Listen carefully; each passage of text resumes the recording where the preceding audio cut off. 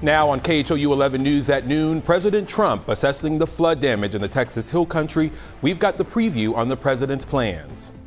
And a woman recalls the terrifying night of the flooding, what she did to save lives, and how she's now trying to help the community bounce back. And we're expecting rain chances heading into the weekend. We are going to see a 70% chance of scattered showers and storms. I'll have the timeline in my full weather forecast.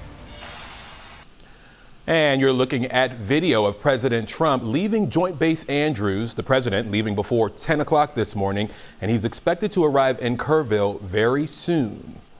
And here's a live look of the runway in Kerrville. Well, Trump will be landing. It looks like he's landing right now, actually. And crews are waiting on the president and First Lady to arrive, where they will spend the day surveying the damage.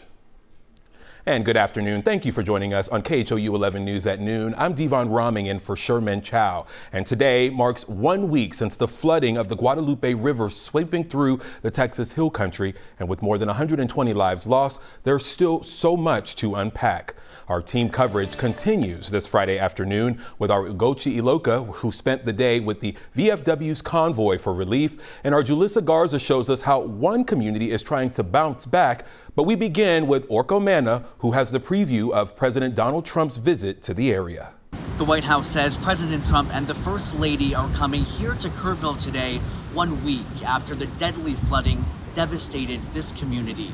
The president is expected to take an aerial tour of the damage in some of the hardest hit areas. Trump is also expected to participate in a roundtable with first responders and local officials, and possibly will meet with some of the families of the victims. We'll be here and we'll have more coverage from the president's visit coming up in our later newscasts. For now, reporting in Kerrville, Orko Mana, KHOU 11 News.